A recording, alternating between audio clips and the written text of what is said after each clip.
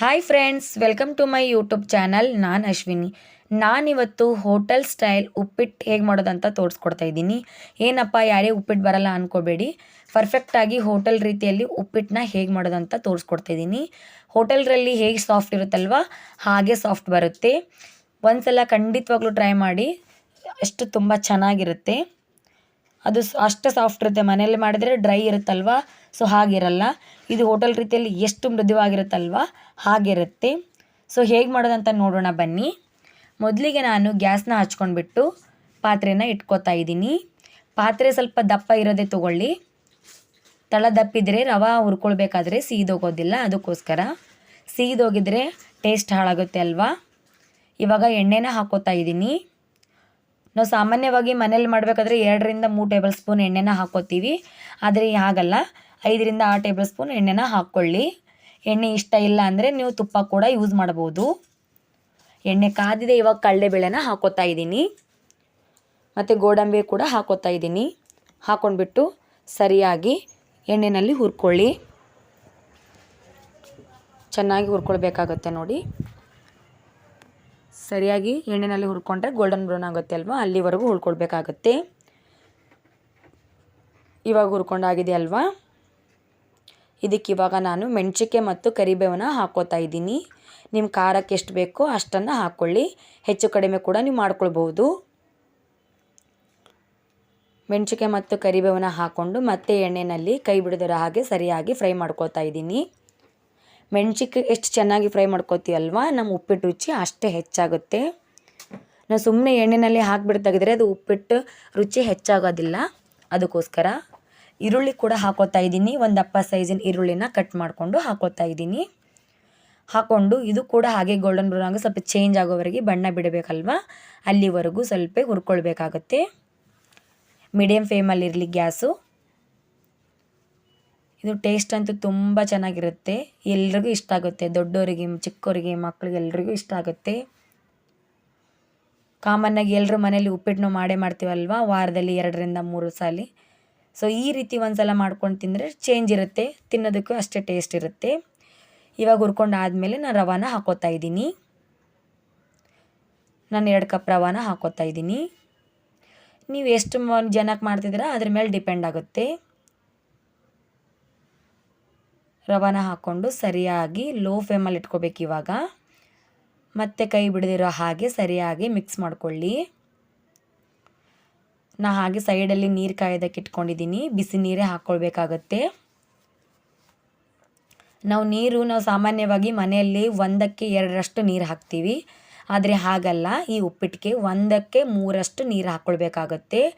ಅಂದಾಗಲೇ ಆ ಹೋಟೆಲ್ ರೀತಿ ಉಪ್ಪಿಟ್ಟು ನಮ್ಗೆ ಬರುತ್ತೆ. ಮತ್ತು ನಾವು ಮನೆಯಲ್ಲಿ ಮೊದಲೇ ರವೆ ಹುರ್ಕೊಂಡು ಒಗ್ಗರಣೆ ಕೊಟ್ಕೊಂಡ್ಬಿಟ್ಟು ಆಮೇಲೆ ರವಾನ ಹಾಕೋತೀವಿ. ಹಾಗೆ ಹುರ್ಕೊಳ್ಳೋದ್ರಿಂದ ಏನಾಗುತ್ತೆ, ರವೆ ಜಾಸ್ತಿ ನೀರು ಹಿಡ್ಕೊಡುತ್ತೆ. ಈ ಥರ ನಾವು ಎಣ್ಣೆನಲ್ಲೇ ಹುರ್ಕೊಂಡ್ರೆ ಸರಿಯಾಗಿ ಚೆನ್ನಾಗಿ ಸಾಫ್ಟ್ನೆಸ್ ಬರುತ್ತೆ. ಇವಾಗ ಹಸಿ ಕೊಬ್ಬರಿನ ಹಾಕೋತಾ ಇದ್ದೀನಿ. 2 ಟೇಬಲ್ ಸ್ಪೂನ್ ಹಸಿ ಕೊಬ್ಬರಿನ ಹಾಕೋತಾ ಇದ್ದೀನಿ. ಹಾಕ್ಕೊಂಡ್ಬಿಟ್ಟು ಮತ್ತೆ ಸರಿಯಾಗಿ ಮಿಕ್ಸ್ ಮಾಡಿಕೊಂಡು ಹುರ್ಕೊಳ್ಳಿ. ತೆಂಗಿನಕಾಯಿ ತುರಿ ಹಾಕ್ಕೊಳ್ಳೋದ್ರಿಂದ ರುಚಿ ಮತ್ತಷ್ಟು ಹೆಚ್ಚಾಗುತ್ತೆ. ಯಾರಿಗಿಷ್ಟ ಇಲ್ಲ ಅವ್ರು ಸ್ಕಿಪ್ ಊಟ ಮಾಡ್ಬೋದು. ಇವಾಗ ಆಗಿದೆ ಅಲ್ವಾ. ರುಚಿಗೆ ತಕ್ಕಷ್ಟು ಉಪ್ಪನ್ನು ಕೂಡ ಹಾಕೋತಾ ಇದ್ದೀನಿ. ಮತ್ತು ಉಪ್ಪು ಹಾಕ್ಕೊಂಡು ಸರಿಯಾಗಿ ಮಿಕ್ಸ್ ಮಾಡ್ಕೊಳ್ಬೇಕು. ಒಂದೊಂದು ಹೋಟೆಲ್ಗಳಲ್ಲಿ ಏನು ಮಾಡ್ತಾರಪ್ಪ ಅಂತಂದರೆ ಎಣ್ಣೆ ಜೊತೆ ತುಪ್ಪನ ಮಿಕ್ಸ್ ಮಾಡಿ ಕೂಡ ಹಾಕೊಂಡು ಮಾಡ್ತಾರೆ. ಇಲ್ಲಾಂದರೆ ಎಣ್ಣೆ ಮತ್ತು ಡಾಲ್ಡಾನ ಹಾಕಿ ಮಾಡ್ತಾರೆ. ಅದು ಹಾಗೆ ಹಾಕಿ ಮಾಡೋದ್ರಿಂದ ತುಂಬ ಸಾಫ್ಟ್ ಬರುತ್ತೆ. ನೋಡಿ ಹೋಟೆಲ್ಗಳಲ್ಲೆಲ್ಲ ಏನಿರುತ್ತೆ, ಎಣ್ಣೆ ಹತ್ತುತ್ತಲ್ವ, ಅವ್ರು ಡಾಲ್ಡಾ ಯೂಸ್ ಮಾಡ್ತಾರೆ. ಸೊ ಅದು ಆರೋಗ್ಯಕ್ಕೆ ಒಳ್ಳೆಯದಲ್ವ. ನಮ್ಮ ಮನೆಯಲ್ಲಿ ತುಪ್ಪ ಅಥವಾ ಎಣ್ಣೆನ ಮಿಕ್ಸ್ ಮಾಡಿಕೊಂಡು ಹೀಗೆ ಮಾಡ್ಕೊಂಡು ತಿಂದರೆ ಸೇಮ್ ಟು ಸೇಮ್ ಹೋಟೆಲಲ್ಲಿ ಇದ್ದ ಹಾಗೇ ಇರುತ್ತೆ. ಇವಾಗ ನೋಡಿ ಬಣ್ಣ ಬಿಡ್ತಿದೆ ಅಲ್ವಾ, ಗೋಲ್ಡನ್ ಕಲರ್ ಆಗ್ತಿದೆ, ಬಣ್ಣ ಚೇಂಜ್ ಆಗಿದೆ ನೋಡಿ. ಇವಾಗ ಇದಕ್ಕೆ ನಾನು ಬಿಸಿ ನೀರು ಕುದಿಯೋಕೆ ಇಟ್ಕೊಂಡಿದ್ದೆ ಅಲ್ವಾ, ಆ ಬಿಸಿನೀರನ್ನ ಹಾಕ್ಕೋತಾ ಇದ್ದೀನಿ. ಕುದಿತಿರೋ ನೀರನ್ನೇ ಹಾಕ್ಕೊಳ್ಬೇಕಾಗತ್ತೆ. 1ಕ್ಕೆ 3ರಷ್ಟು ನೀರು ಹಾಕ್ಕೊಳ್ಳಿ. ಅದನ್ನು ಬಿಸಿನೀರು ಹಾಕೋತೀವಲ್ವ, ಆವಾಗ ನಮ್ಮ ರವೆ ಕೂಡ ಹೈ ಟೆಂಪ್ರೇಚರಲ್ಲಿರುತ್ತೆ. ನೀರು ಹಾಕಿದ ತಕ್ಷಣ ರವೆ ಎಲ್ಲ ಮೇಲ್ಗಡೆ ಬಂದುಬಿಡುತ್ತೆ. ಸೊ ಆವಾಗ ಏನಾಗುತ್ತೆ ಅಂದರೆ ಒಂದೇ ಟೈಮಲ್ಲಿ ನೀರು ಮತ್ತು ರವೆ ಹೀರ್ಕೊಳ್ಳುತ್ತೆ, ಚೆನ್ನಾಗಿ ಮಿಕ್ಸ್ ಆಗುತ್ತೆ. ಅದಕ್ಕೋಸ್ಕರ ನಾವು ಬಿಸಿ ನೀರು ಕುದಿತಿರೋ ನೀರನ್ನೇ ಹಾಕ್ಕೊಳ್ಬೇಕು. ಚೆನ್ನಾಗಿ ಮಿಕ್ಸ್ ಮಾಡ್ಕೊಂಡು ಆದಮೇಲೆ ಇವಾಗ ನಾನು ಹಸಿ ಶುಂಠಿನ ಹಾಕೋತಾ ಇದ್ದೀನಿ. ಮತ್ತು ನಾನು ಟೊಮೊಟೊ ಕೂಡ ಹಾಕೋತಾ ಇದ್ದೀನಿ. ಹಾಕ್ಕೊಂಡು ಮತ್ತು ಕೊತ್ತಂಬರಿನ ಹಾಕ್ಕೋತಾ ಇದ್ದೀನಿ. ಒಂದು ಅರ್ಧ ಕಪ್ ಚಿಕ್ಕ ಕಪ್ಪಲ್ಲಿ ಅರ್ಧ ಕಪ್ಪನ್ನ ಹಾಕ್ಕೊಂಡು ಮತ್ತೆ ಸರಿಯಾಗಿ ಮಿಕ್ಸ್ ಮಾಡ್ಕೊಳ್ಬೇಕು. ಒಂದು 20 ಸೆಕೆಂಡ್ ಸರಿಯಾಗಿ ಮಿಕ್ಸ್ ಮಾಡಿಕೊಂಡು ಅದ್ರ ಪಾಡಿಗೆ ಅದೇ ಬಿಡಬೇಕು. ಒಂದು 30 ಸೆಕೆಂಡು. ಇವಾಗ ನಾನು ಸರಿಯಾಗಿ ಮಿಕ್ಸ್ ಮಾಡ್ಕೊಂಡಿದ್ದೀನಿ. ಲೋ ಫ್ಲೇಮಲ್ಲೇ ಇಡಬೇಕು. ಸರಿಯಾಗಿ ಮಿಕ್ಸ್ ಮಾಡ್ಕೊಂಡು ಆದಮೇಲೆ ಅದು ಹಾಗೆ ಬಿಡಬೇಕು. ಲಿಡ್ನ ಕ್ಲೋಸ್ ಮಾಡಿ. ಇವಾಗ ಆಗಿದೆ ಅಲ್ವಾ, ನಾನು ಫೈನಲಾಗಿ ಮತ್ತು ನಿಂಬೆಹಣ್ಣು ಕೂಡ ಹಿಂಡ್ಕೋತೀನಿ. ಇವಾಗ ಚೆನ್ನಾಗಿ ಮಿಕ್ಸ್ ಮಾಡ್ಕೊಂಡು ಆದಮೇಲೆ ರೆಸ್ಟಿಗೆ ಬಿಡಬೇಕು. ಅದು ಒಂದು 30 ಸೆಕೆಂಡ್ ಬಿಡಬೇಕು ಲಿಡ್ನ ಕ್ಲೋಸ್ ಮಾಡಿ. ಇವಾಗ ನಿಂಬೆಹಣ್ಣನ್ನ ಹಿಂಡ್ಕೊಂಡು ಲಿಡ್ನ ಕ್ಲೋಸ್ ಮಾಡಿ ಒಂದು 30 ಸೆಕೆಂಡ್ ಬಿಡಿ. ನಮ್ಮ ಉಪ್ಪಿಟ್ಟು ರೆಡಿ ಆಗುತ್ತೆ.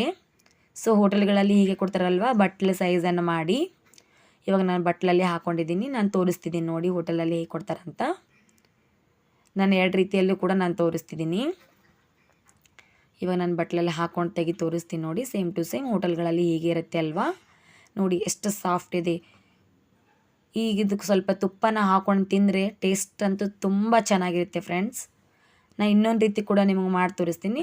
ತುಪ್ಪ ಯಾರಿಗೆ ಇಷ್ಟ ಇಲ್ವೋ, ಸೇವ್ ಇರುತ್ತಲ್ವ, ಪ್ಲೇನ್ ಸೇವು, ಖಾರ ಸೇವು, ಮನೇಲಿ ಯಾವುದೇ ಸೇವ್ ಇರಲಿ, ಈ ರೀತಿ ನಿಂಬೆಹಣ್ಣೆ